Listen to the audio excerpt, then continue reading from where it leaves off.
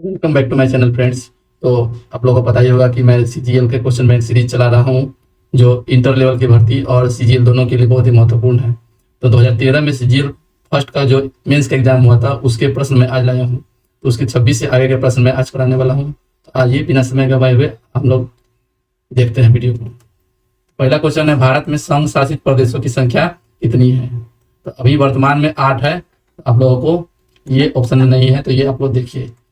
अब इसका एक्सप्लेनेशन में थोड़ा समझते हैं कि पौंडीचेरी क्या है दोस्तों। कि पौंडीचेरी है क्या, जो हम लोग का संघ शासित प्रदेश ऐसा है, 3 राज्यों में है, आंध्र प्रदेश में है और केरला में और तमिलनाडु में। ये अक्सर क्वेश्चन पूछा जाता है कि पौंडीचेरी के प्रांत जो है किन किन राज्यों में है। तो आप लोग याद कर लीजिएगा, आंध्र प्रदेश, केरल और तमिलनाडु। देख सकते हैं कि माहे यहाँ पर केरल में है, पौंडीचेरी करिकाल आपको तमिलनाडु में है और यनम कहाँ है, आंध्र प्रदेश में है। और टोटल केंद्र शासित प्रदेशों की संख्या कितना है दोस्तों? 8 है। तो अगले प्रश्न की ओर आते हैं। 27वां प्रश्न है, भारत की प्रथम महिला मुख्यमंत्री कौन थी? तो वो आप लोगों को पता है कि सुचेता कृपलानी थी। याद रखना है आप लोग को। तो भारत की प्रथम महिला मुख्यमंत्री सुचेता कृपलानी 1963 से 67 तक रहे हैं और ये उत्तर प्रदेश राज्य की रही है। और अन्य राज्य की बात करें तो पश्चिम बंगाल की प्रथम महिला मुख्यमंत्री ममता बनर्जी, और बिहार के पूछा जाएगा तो राबड़ी देवी आप लोग मानिएगा, जैसे कि आपको पता ही होगा।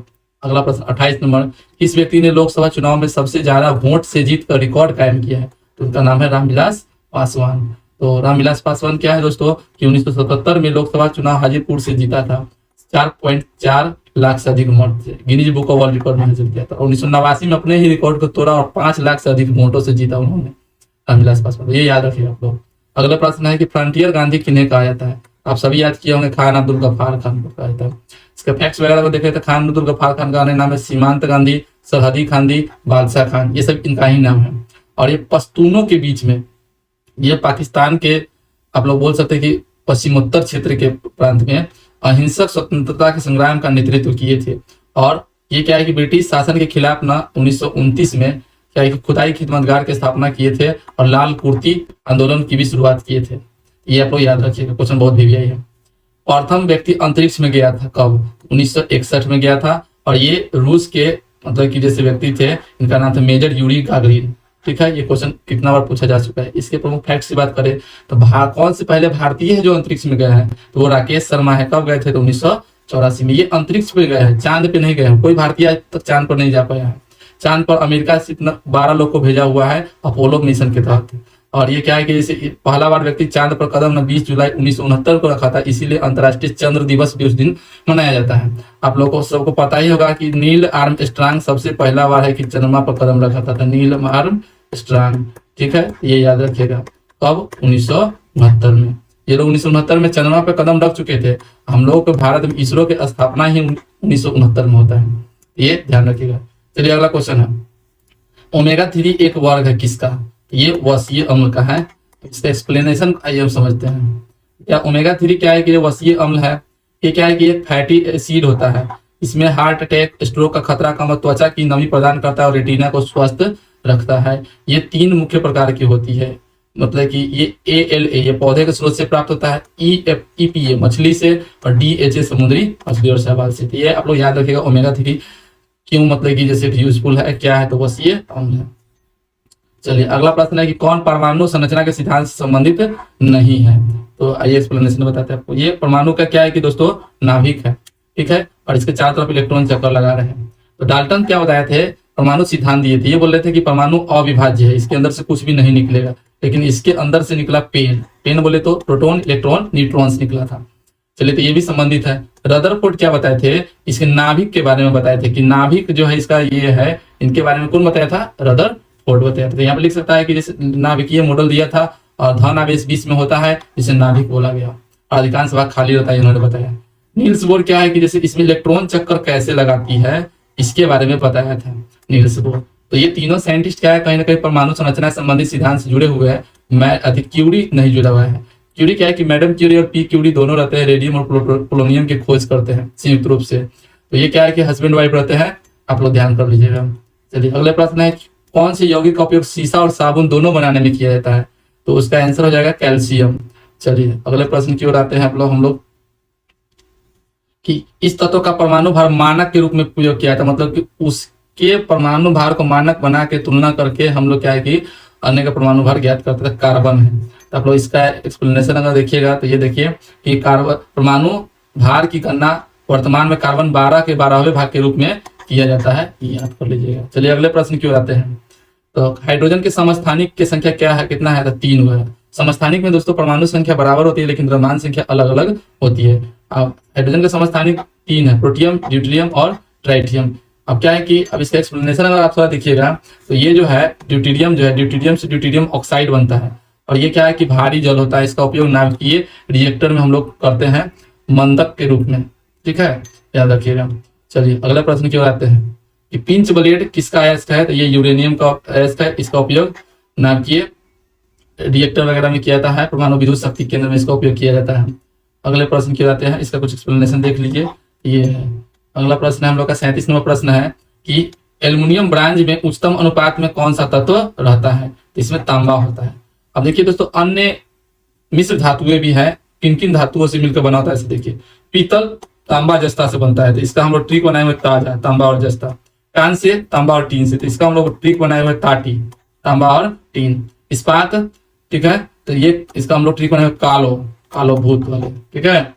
अब स्टेनलेस स्टील का हम लोग क्या है कि जैसे निकेल क्रोमियम लोहा है, इसका हम लोग ट्रिक बनाए हुए निकोला, क्योंकि आप लोगों को पता होगा निकोला टेस्ला एक साइंटिस्ट थे तो एसी करंट की खोज किए थे। तो निकोला नी से निकेल हो जाएगा, को से क्रोमियम हो जाएगा, ला से लोहा हो जाएगा।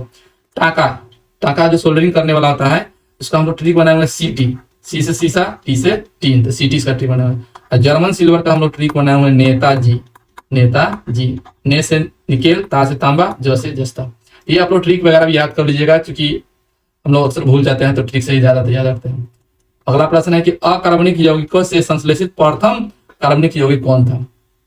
ये क्या है कि यूरिया की खोज बोहलर ने किया था। अब इसको समझने के लिए सबसे पहले आप जीवन शक्ति के सिद्धांत को समझिए। दोस्तों क्या हुआ था कि बर्जीलियस ने 1815 में जीवन शक्ति का सिद्धांत दिया। वो ऐसा सिद्धांत दिया जिसके तहत उन्होंने बोला कि किसी भी कार्बनिक यौगिक को हम लोग बनाने में कभी भी प्रयोगशाला में नहीं बना सकते, वो किसी जीव के अंदर ही संश्लेषित हो सकता है। लेकिन बोहलर क्या किया, यूरिया बना दिया सबसे सर्वप्रथम प्रयोगशाला में। क्या हुआ, जीवन शक्ति के सिद्धांत तो बहुत मतलब ठेस पहुंचा और बाद में क्या है कि बोहलर जब ये प्रयोगशाला में कार्बनिक यौगिक बना लिया तो उसके बाद बहुत सारे कार्बनिक यौगिक बनाए जाने लगे। तो आपको याद रखिएगा प्रथम कार्बनिक यौगिक का संश्लेषण प्रयोगशाला में किया गया था, कौन है, यूरिया और बोहलर बनाया था। यूरिया का सूत्र अक्सर पूछा जाता है NH2CO और NH2, तो आप लोग ये याद कर लीजिएगा, यूरिया का सूत्र बहुत बार वीवीआई को है। अगला प्रश्न हम लोग का 39 है, वुर्ज अभिक्रिया क्या होता है, इसको समझिए आप ये लोग एक्सप्लेनेशन से। वुर्ज अभिक्रिया में क्या होता है दोस्तों, एल्किल हाइलाइड से उच्च एल्केन प्राप्त करते हैं। अब एल्किल हाइलाइड क्या होता है दोस्तों, यहाँ पर आर जो है, आर ये क्या है, एल्किल है। एल्किल क्या होता है कि मेथेन, एथेन प्रोपेन जो होता है वो एल्केन होता है।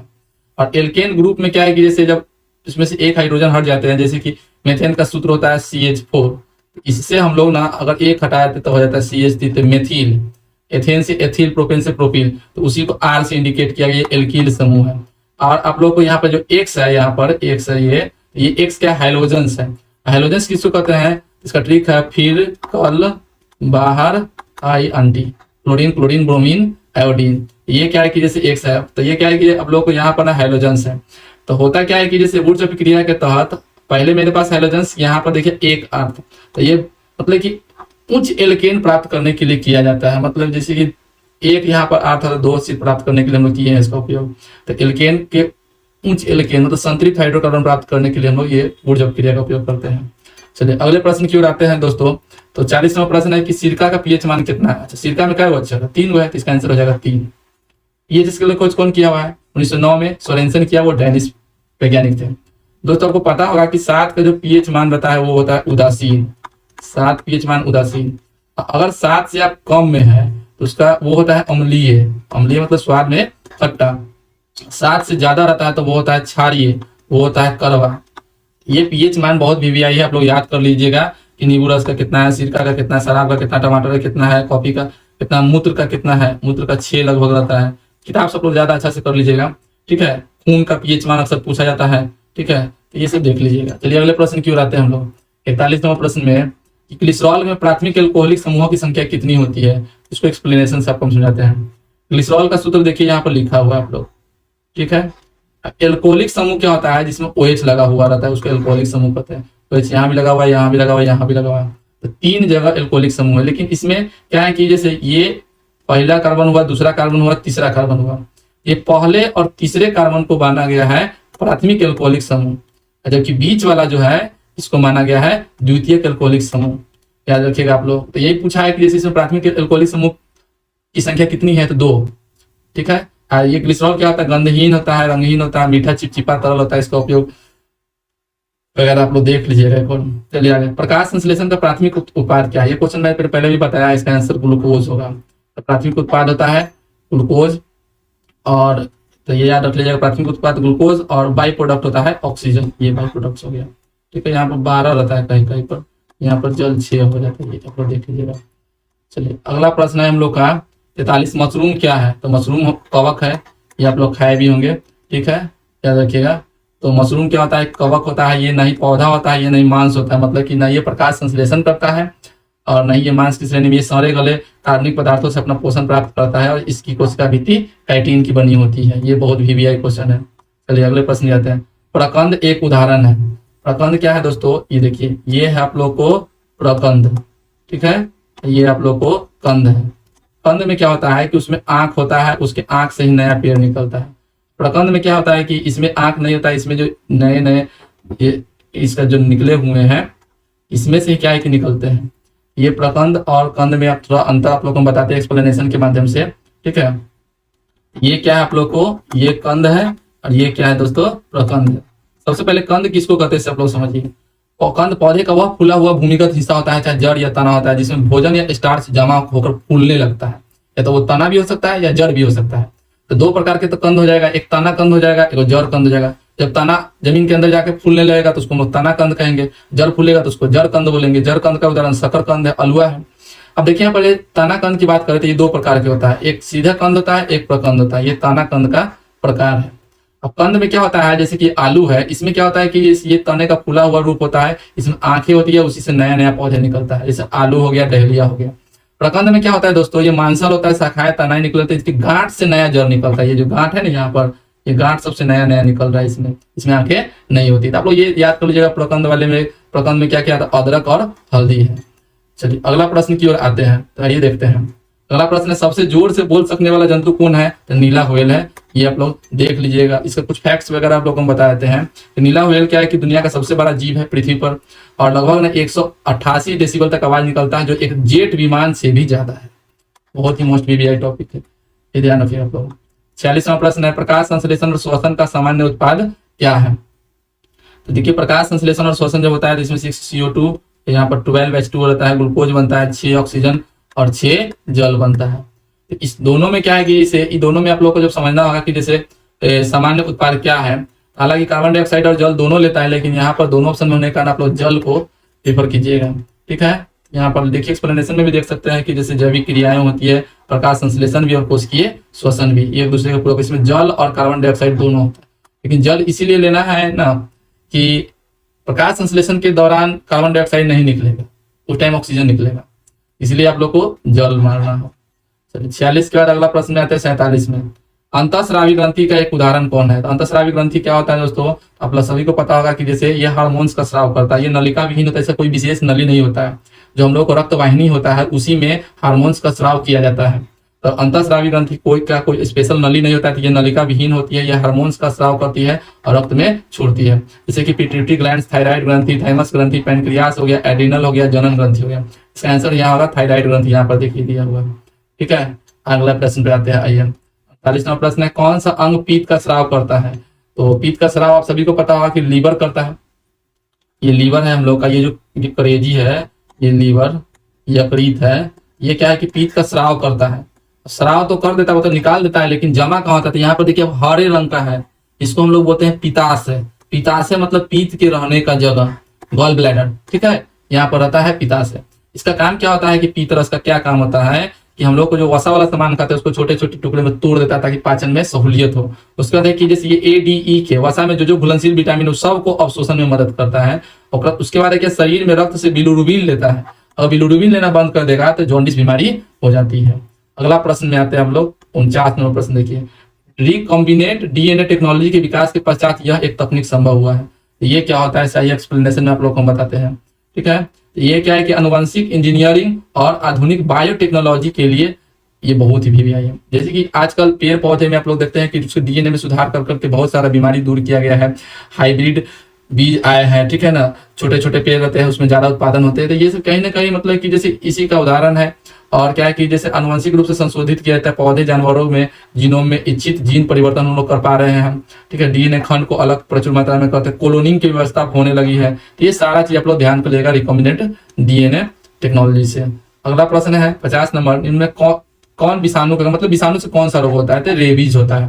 और विषाणु से होने वाले अन्य रोगों को भी आप लोग याद कर लीजिएगा, यहाँ पर दिया हुआ है, जैसे कि वेरिसेला जोस्टर से चिकन पॉक्स छोटी माता होता है, मोरबिली से खसरा होता है, पोलियो वायरस से पोलियो होता है, रेबीज से रेबीज होता है, वेरियोला से चेचक छोड़ होता है, हर्पीस हर्पीस। तो ये आप लोग याद कर लीजिए। सार्स को बहुत वीवीआई है, हाल ही में कोविड-19 है ना। तो ये सारा आप देख लीजिएगा एक बार लिस्ट इसमें दोस्तों। तो मैंने क्या किया है कि जैसे प्रथम सीजीएल का मेंस का जो एग्जाम हुआ था 2013 में, उसके प्रश्न के क्वेश्चन बैंक सीरीज करा रहा हूँ। तो 50 तक करा दिया हूँ, इसके कुछ प्रश्न और बचे हुए हैं तो उसका जल्दी वीडियो लाऊंगा। तो वीडियो देखने के लिए बहुत बहुत धन्यवाद। मैं ये सीरीज को खत्म कर दूंगा ताकि आप लोग कभी भी एग्जाम देने जाए तो एक बार ये सीरीज देख के जाइएगा, तो आप लोग का मनोवैज्ञानिक दबाव कम रहेगी। तो वीडियो देखने के लिए बहुत बहुत धन्यवाद। Thank you.